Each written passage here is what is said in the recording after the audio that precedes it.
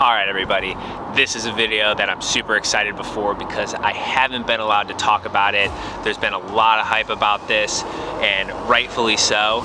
This is my new Trek Speed concept for the year. I've been riding it now for a couple months, and I gotta say, this is the best bike I've ever had. I'm really excited to share some details with you, and you'll kind of see the Speed concept that was released a number of years ago was still an amazing bike, and I've been riding that for 6 years now or more. And this bike has roots there, but you'll see some of the tweaks that they've made just to make this just an absolute super bike.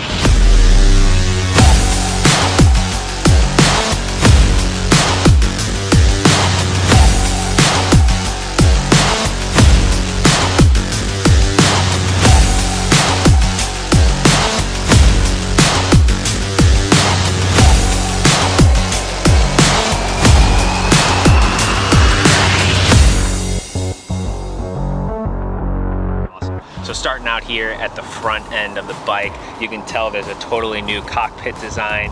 You notice even the base bars are a little bit different than before because we do have disc brakes on this bike.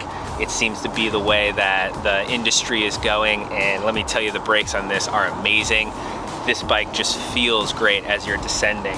What's pretty cool is like the hydraulic brake reservoir right here actually acts a little bit to keep your hands from sliding off. On some of the other bikes or base bars you see out there, if the bar tape gets slippery or you're descending and you're pretty far forward overall in the saddle, it feels like you kind of have a little bit of a slide off the front. Not the case here. It's super comfortable and I love it for stability. The whole aero bar extension here is really awesome as well. You got the SRAM, ETAP, AXS group set going on with the shifters up here. I got the little blip pads underneath, and it's just a really clean setup. It's a little bit wider, I'd say, than the previous Speed concept that I was on, but it doesn't really feel all that different overall. I've got my custom pads and my elbow pads on here. The biggest thing is the addition of the integrated drink system, the reservoir on here for the bike, which is amazing to have because instead of dealing with taking a bottle out or messing around with other drink systems that don't mesh fully into the bike, this one does. It's super aero, it holds a good amount of liquid, and it's pretty easy to use. They have another aero bottle down here on the front part of the frame that sits really nicely, holds a big amount of water. I haven't measured it exactly yet, and for my setup for 70.3 racing, I've been putting on a rear water bottle cage. I always do, it's my personal preference, and that also meshes really nicely with this bike behind the saddle. I'm riding their Hilo Pro TT saddle that I've really liked over the years. For me, it's been meshing really well with this setup.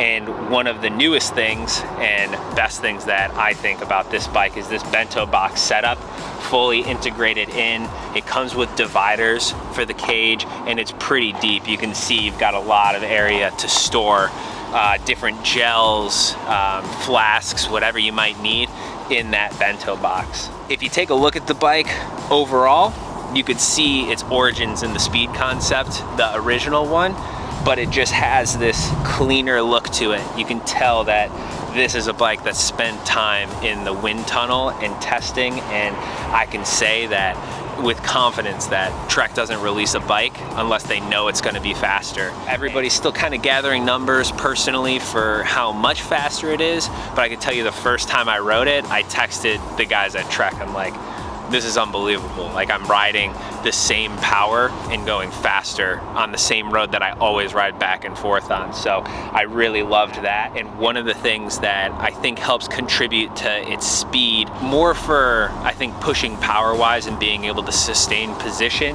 is the IsoSpeed that's built into the frame itself. This is the same type of technology that's found on the Domani and the Madone, and it just smooths out the roads. The comfort of this bike is incredible. Like, I've ridden a bunch of different bikes in my time, and this one just rolls smoothly no matter what roads. And we all know that there's certain roads out there, certain races that have just some terrible rough roads, and that drains you for the run. It drains you to push power on the back half of the bike. So this has been awesome to have. I've felt more comfortable and just been able to lock into my power so much better. For me personally, I've been riding a 54-41 up front crankset. It's a Cork power meter, and then in the back, 12 speed, obviously, 10-33. So it's a little bit higher gear ratio. It was for St. George and some of the more climbing courses. There's a possibility I move up in chainring size possibly for next year for some of those downhill sections if it's available. But overall, relatively happy with this type of gear ratio and what it gives me for my type of cadence and the power that I'm pushing. All right, well, that about does it for some of the details of the bike. There's still a lot more throughout there to uncover. We didn't quite talk about the adjustability of it and how easy it is to adjust in comparison to some of the older bikes. And you can just tell from how some of this is set up here, a lot of the bolts are more accessible in it and able to help you fit your fit better. So it's just taking a bike that was already good and already fast and making it that much better. Thanks for watching. If you guys have any questions, comments, and just any thoughts about the bike, put them in the comments, like and subscribe, and just let me know, and we can find out and get the best answer for you about this amazing Trek Speed concept.